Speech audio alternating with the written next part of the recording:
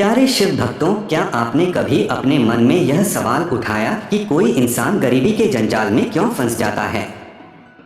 क्यों कुछ लोग तमाम कोशिशों के बावजूद दरिद्रता के बंधन से मुक्त नहीं हो पाते? इस गहरे सवाल का जवाब स्वयं भगवान शिव ने दिया है, और उनकी यह कथा न केवल आपके मन को झकझोरेगी बल्कि आपके जीवन को बदलने की ताकत भी रखती है। यह कहानी उन 5 अमूल्य शिक्षाओं की है जिन्हें अपनाकर कोई भी व्यक्ति गरीबी के अभिशाप से मुक्ति पा सकता है और अपने जीवन को सुख, समृद्धि और सम्मान से भर सकता है। तो आइए इस कथा को पूरे ध्यान और श्रद्धा के साथ सुने, क्योंकि यह सिर्फ एक कहानी नहीं बल्कि एक जीवन बदल देने वाला दर्शन है। इस कथा को पढ़ने से पहले मैं आपसे सच्चे मन से अनुरोध करता हूं कि कमेंट में हर हर महादेव लिखें। भगवान भोलेनाथ से प्रार्थना है कि वे आप पर अपनी असीम कृपा बरसाएं, आपके जीवन को समृद्ध करें और आपकी हर मनोकामना पूर्ण करें। पुराणों में कहा गया है कि मनुष्य जीवन में 6 ऐसे कष्ट हैं जो उसे सबसे अधिक पीड़ा देते हैं। ये हैं: पहला, पत्नी का वियोग, अपने जीवन साथी से बिछड़ने का दर्द जो दिल को चीर देता है। दूसरा, अपनों से अपमान, अपने ही लोगों के हाथों तिरस्कार सहना जो आत्मसम्मान को ठेस पहुंचाता है। तीसरा, कर्ज का बोझ, वह कर्ज जिसे चुकाना असंभव लगे और हर पल मन को भारी करे। चौथा, दुष्ट राजा की सेवा, एक क्रूर और अन्यायी शासक या मालिक के अधीन काम करना जो आत्मा को कुचल देता है। पांचवा, दुष्टों का साथ, बुरे लोगों की संगति जो जीवन को अंधेरे की ओर ले जाती है। छठवां, दरिद्रता, गरीबी जो मनुष्य के लिए सबसे बड़ा अभिशाप है। यह न केवल शरीर को बल्कि आत्मा को भी अपमानित करती है। इनमें से गरीबी को सबसे क्रूर और अपमानजनक माना गया है। यह एक ऐसा दुख है जो इंसान को हर कदम पर लाचार और बेबस बनाता है। लेकिन सवाल यह है कि क्या यह दरिद्रता किसी भाग्य या विधि की देन है? भगवान शिव कहते हैं, नहीं। इसका मूल कारण है कर्म। हमारे कर्म ही हमारे जीवन का रास्ता तय करते हैं। जो व्यक्ति मेहनत, ईमानदारी और अच्छे कर्मों का रास्ता चुनता है, उसका भाग्य धीरे धीरे उसका साथ देता है और वह समृद्धि की ओर बढ़ता है। लेकिन अगर कोई धनवान व्यक्ति अहंकार, छल या अधर्म के रास्ते पर चल पड़ता है तो उसके कर्म उसे फिर से गरीबी की दलदल में धकेल देते हैं। कर्म का लेखा जोखा कभी खाली नहीं जाता। एक बार कैलाश पर्वत की शांत और पवित्र चोटी पर भगवान शिव और माता पार्वती विराजमान थे।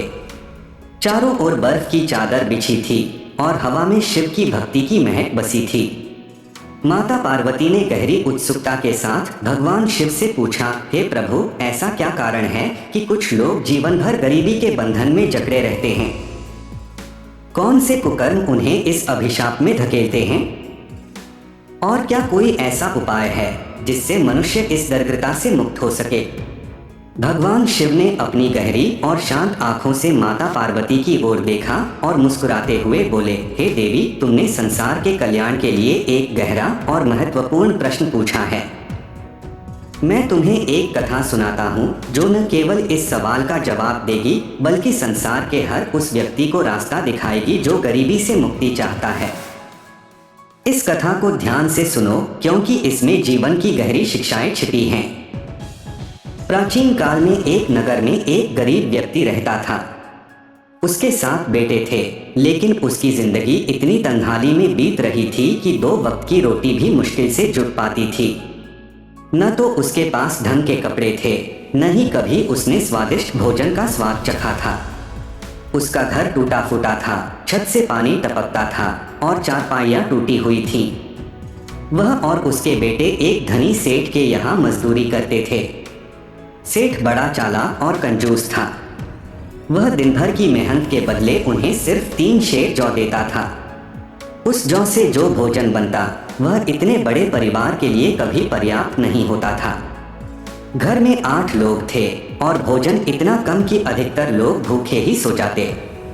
वह व्यक्ति अनपढ़ था और उसने अपने बेटों को भी कभी स्कूल नहीं भेजा था, इसीलिए उन्हें कहीं और काम नहीं मिलता था। सेठ की मजदूरी ही उनकी जीविका का एकमात्र साधन थी। सेठ जानता था कि ये गरीब लोग उसकी मजदूरी के बिना कहीं नहीं जा सकते। वह उनकी मजबूरी का फायदा उठाता और उन्हें डरा धमका कर रखता। मित्रों, यह संसार एक जंगल की तरह है। यहाँ कमजोर का फायदा उठाने वाले लोग हर कोने में छिपे बैठे हैं। जैसे बिल में रहने वाले मेंढकों को सांप निगल जाता है, वैसे ही जो व्यक्ति कमजोर है या अपनी आवाज नहीं उठाता, उसे चालाक और धूर्त लोग दबा लेते हैं। सेठ उस गरीब व्यक्ति को डरा कर रखता था, जिसके कारण वह मजदूरी छोड़ने की हिम्मत नहीं जुटा पाता था। दिन भर की मेहनत के बाद भी उसका परिवार भूखा रह जाता था। एक दिन की बात है, शाम का समय था। सूरज डूब रहा था और वह गरीब व्यक्ति अपने टूटे फूटे चूल्हे में लकड़ी जलाकर भोजन बनाने की तैयारी कर रहा था। तभी पड़ोस में रहने वाली एक बूढ़ी माँ उसके पास आई। उसने कहा, अरे भाई, तुम रोज सेठ के यहाँ हाड़तोड़ मेहनत करके घर लौटते हो, फिर खुद ही चूल्हा जलाकर खाना बनाते हो। क्यों न अपने बड़े बेटे की शादी कर दो। जब बहू घर आएगी तो वह खाना बनाएगी, कपड़े धोएगी और तुम्हें घर का कोई काम नहीं करना पड़ेगा। यह सुनकर गरीब व्यक्ति ने उदास स्वर में जवाब दिया, माता, मेरे बड़े बेटे की शादी तो 2 साल पहले हो चुकी है, लेकिन मेरी बहू अपने मायके में ही रहती है। बूढ़ी माँ ने हैरानी से पूछा, तो तुमने उसे घर क्यों नहीं बुलाया? उसने जवाब दिया, माता, आप तो हमारी हालत देख रही हैं। हमारे पास न ढंग की छत है, न बैठने की चारपाई, न कपड़े हैं, न पेट भरने को भोजन। बहू को बुलाकर कहाँ रखूंगा? उसका खर्च कैसे उठाऊंगा? बूढ़ी माँ ने उसे समझाया, भाई, तुम ऐसे कब तक दुख सहते रहोगे? अपनी बहू को घर बुला लो, कुछ न कुछ रास्ता निकल आएगा। उसने अपने बेटे के पुराने कपड़े निकाले और कहा, ये कपड़े ले जाओ, अपने बेटे को पहनाओ और उसे ससुराल भेजकर बहू को ले आने को कहो। गरीब व्यक्ति ने बूढ़ी माँ के कपड़े लिए और अपने बड़े बेटे को दिए। बेटा उन कपड़ों को पहनकर ससुराल गया। ससुराल वालों ने उसका खूब स्वागत किया, बढ़िया खाना खिलाया और 3 दिन तक उसे अपने पास रोका। 3 दिन बाद वह अपनी पत्नी को लेकर घर की ओर चल पड़ा। लेकिन जैसे ही वह अपने गांव के पास पहुंचा, उसके मन में चिंता ने जन्म लिया। वह सोचने लगा, हमारा घर तो टूटा फूटा है, न ढंग की चारपाई है, न बैठने की जगह। अगर मैं बहू को इस हाल में घर ले गया तो ससुराल वालों के सामने मेरी इज्जत मिट्टी में मिल जाएगी। उसने फैसला किया कि वह अपनी पत्नी को बूढ़ी माँ के घर छोड़ देगा। वह बहू को वहां ले गया और उसे वहीं ठहराकर चुपके से अपने घर लौट आया। बेचारी बहू को नहीं पता था कि यह उसका ससुराल नहीं है। बूढ़ी माँ का घर साफ सुथरा था, इसलिए उसे लगा कि यही उसका नया घर है। लेकिन एक सवाल उसके मन को कुरेद रहा था कि उसका पति उसे छोड़कर कहाँ चला गया। 2 दिन तक बूढ़ी माँ ने इंतजार किया कि लड़का अपनी पत्नी को लेने आएगा, लेकिन जब वह नहीं आया तो उसने बहू को उसके असली ससुराल पहुंचाने का फैसला किया। जब बहू को सच्चाई पता चली कि वह जिस घर में थी वह उसका ससुराल नहीं था, तो वह स्तब्ध रह गई। बूढ़ी माँ उसे लेकर उसके असली घर पहुंची। जब बहू ने अपने ससुराल की हालत देखी तो उसके पैरों तले जमीन खिसक गई। घर की दीवारें धुएं से काली पड़ चुकी थीं, चूल्हों में राख बिखरी थी, चारपाइयां टूटी हुई थीं, छत में छेद थे जिनसे बारिश का पानी टपकता था, बर्तन गंदे और बिखरे पड़े थे। यह सब देखकर बहू की आंखें भर आईं। वह बैठकर फूट फूट कर रोने लगी। बूढ़ी माँ उसे वहां छोड़कर चली गई। कुछ देर तक रोने के बाद बहू ने खुद को संभाला। उसने सोचा, रोने से क्या होगा? यह मेरा घर है, मेरा परिवार है, मुझे ही इसे संवारना होगा। वह बहुत बुद्धिमान और साहसी थी। उसने अपनी साड़ी का पल्लू कमर में खोसा और घर को सुधारने में जुट गई। उसने सारे चूल्हे तोड़ दिए और सिर्फ एक चूल्हा छोड़ा। बिस्तर झाड़े, बर्तन धोकर करीने से रखे, दीवारों की सफाई की और पुताई करके उन्हें चमका दिया। टूटे फूटे घर को उसने अपनी मेहनत और बुद्धि से स्वर्ग जैसा बना दिया। कहते हैं, स्त्री ही घर की लक्ष्मी होती है। जहाँ स्त्री का वास होता है वहाँ प्रेम, शांति और समृद्धि का आगमन होता है। उस बहू ने अपने विवेक और मेहनत से घर की काया पलट कर दी। शाम को जब ससुर अपने 7 बेटों के साथ घर लौटा तो वह घर की बदली हुई सूरत देखकर दंग रह गया। उसने बहू से पूछा, बेटी यह सब तुमने किया? इतने सारे चूल्हे क्यों तोड़ दिए? बहू ने शांत लेकिन आत्मविश्वास भरे स्वर में जवाब दिया, पिताजी माफ कीजिए, लेकिन आज से इस घर में सिर्फ एक चूल्हा जलेगा। मैं सबके लिए खाना बनाऊंगी। अब किसी को अलग अलग चूल्हा जलाने की जरूरत नहीं है। ससुर और बेटों को बहू की बात बहुत पसंद आई। उस दिन सेठ ने जो 3 शेर जौ दिए थे उसे बहू ने कूट पीस कर भोजन बनाया, लेकिन वह भोजन इतने बड़े परिवार के लिए पर्याप्त नहीं था।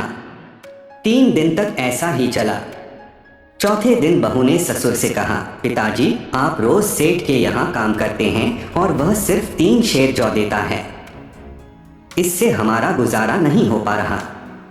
आज जब आप काम से लौटें तो सेठ से कहें कि हमें 3 गुना जौ चाहिए, वरना हम कल से काम पर नहीं आएंगे। ससुर घबरा गया और बोला, बेटी तुम नहीं जानती वह सेठ बड़ा दुष्ट है। अगर मैंने ऐसा कहा तो वह मुझे मार डालेगा। लेकिन बहू ने उसे समझाया, पिताजी कई बार हम अपने डर की वजह से उस लाभ से वंचित रह जाते हैं जो हमें मिल सकता है। आप बस एक बार हिम्मत करके कहकर तो देखिए। अगले दिन ससुर ने बहू की बात मानी। उसने सेठ से कहा, सेठ जी 3 शेर जौ से हमारा गुजारा नहीं हो पा रहा। हमारा परिवार बड़ा है और अब बहू भी आ गई है। कृपया हमें 3 गुना जौ दे दीजिए। हैरानी की बात, सेठ ने बिना कुछ कहे 3 गुना जौ दे दिया। उस दिन घर में ढेर सारा भोजन बना और सबका पेट भरा। कुछ दिन बाद बहू ने फिर ससुर से कहा, पिताजी सेठ से और जौ मांगिए, यह अभी भी पर्याप्त नहीं है। ससुर फिर डर गया, लेकिन बहू ने उसे आत्मविश्वास दिया। इस बार भी सेठ ने और जौ दे दिया। अब बहू रोज कुछ जौ बचाकर रखने लगी। धीरे धीरे बहू ने काफी जौ इकट्ठा कर लिया। एक दिन उसने ससुर से कहा, पिताजी अगर हम यूं ही मजदूरी करते रहे तो कभी तरक्की नहीं कर पाएंगे। छोटी सोच हमें गरीबी से नहीं निकाल सकती। हमें अपना धंधा शुरू करना चाहिए। ससुर बोला, बेटी हमारे पास है ही क्या जो धंधा शुरू करें? बहू ने जवाब दिया, मैंने रोज जौ बचा कर रखा है, इसे बाजार में बेचकर हम एक छोटी सी दुकान खोल सकते हैं। ससुर ने बहू की बात मानी। उसने सेठ की मजदूरी छोड़ दी और बाजार में एक छोटी सी दुकान खोल ली। धीरे धीरे दुकान चलने लगी और उनकी हालत सुधरने लगी। एक दिन बहू ने ससुर से कहा, पिताजी जब भी आप दुकान से घर लौटें कुछ न कुछ साथ लाएं। अगर कुछ न मिले तो रास्ते से कोई भी चीज उठा लाएं। इससे घर में समृद्धि आती है। ससुर ने इस आदत को अपनाया। वह रोज कुछ न कुछ लाने लगा। एक दिन उसे रास्ते में कुछ नहीं मिला सिवाय एक मरे हुए सांप के। उसने उसे उठाकर घर ले आया। बहू ने हंसकर कहा, कोई बात नहीं, इसे छत पर फेंक दो। कुछ दिन बाद नगर की रानी का हीरों का हार एक चील उड़ा ले गई। चील ने वह हार उसी घर की छत पर गिरा दिया और मरे हुए सांप को उठाकर उड़ गई। जब बहू ने छत पर हार देखा तो उसने उसे संदूक में छिपा दिया। उधर राजा ने हार लौटाने वाले को मुंह मांगा इनाम देने की घोषणा की, लेकिन जब कोई हार लेकर नहीं आया तो उसने सजा का ऐलान कर दिया।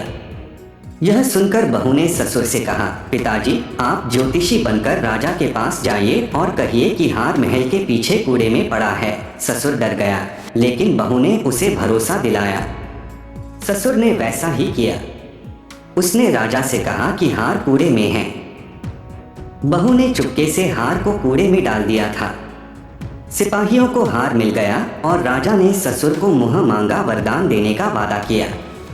बहू ने ससुर से कहा, पिताजी राजा से कहिए कि इस बार दिवाली पर पूरे नगर में कोई दीपक न जलाए, सिर्फ हमारे घर में दीप जलें। ससुर डर गया, लेकिन बहू की बात मानकर उसने राजा से यही मांगा।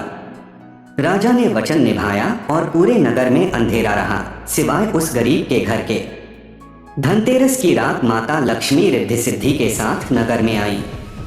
उन्होंने देखा कि पूरे नगर में अंधेरा है, सिवाय एक घर के जहां दीपक जल रहे थे। वे उसी घर में गईं और उस टूटी फूटी झोपड़ी को एक भव्य महल में बदल दिया। सुबह जब परिवार की आंख खुली तो वे दंग रह गए। उनका घर धन समृद्धि से भर गया था। कथा के अंत में भगवान शिव माता पार्वती से कहते हैं कि देवी, जो व्यक्ति इन 5 बातों को अपने जीवन में नहीं अपनाता वह हमेशा गरीबी के बंधन में जकड़ा रहता है। पहला, प्रयास की कमी। जो व्यक्ति मेहनत नहीं करता, समय के साथ नहीं बदलता और बड़ा सोचने से डरता है, वह हमेशा गरीब रहता है। दूसरा, बुद्धिहीन कार्य। जो बिना सोचे समझे काम करता है, जल्दबाजी में निर्णय लेता है या डर के कारण हार मान लेता है, वह कभी समृद्ध नहीं हो पाता। तीसरा, हिम्मत की कमी। जो व्यक्ति साहस नहीं दिखाता और सही समय पर सही काम नहीं करता, वह भी गरीबी से जूझता रहता है। चौथा, दूसरों पर निर्भरता। जो आत्मनिर्भर नहीं बनता और थोड़े में ही संतोष कर लेता है, वह गरीबी से मुक्त नहीं हो पाता। पांचवा, स्त्री का असम्मान। जिस घर में स्त्री का सम्मान नहीं होता, जहां रोज लड़ाई झगड़े होते हैं, जहां पुरुष क्रोधी या कामुक होते हैं, वहां गरीबी कभी नहीं जाती। मित्रों, यह कथा हमें सिखाती है कि बुद्धि, साहस, मेहनत और अच्छे कर्मों से हम अपने भाग्य को बदल सकते हैं। एक बुद्धिमान और साहसी बहू ने अपने विवेक और मेहनत से न केवल अपने परिवार की गरीबी को मिटाया, बल्कि उसे समृद्धि की ऊंचाइयों तक पहुंचाया। भगवान शिव की ये 5 शिक्षाएं हमारे लिए एक प्रकाश स्तंभ हैं। इन्हें अपने जीवन में उतार लें तो दरिद्रता आपके पास कभी नहीं आएगी। तो आइए आज से ही इन शिक्षाओं को अपनाएं। मेहनत करें, बुद्धि का उपयोग करें, साहस दिखाएं और अपने घर में प्रेम व सम्मान का वातावरण बनाएं। हर हर महादेव।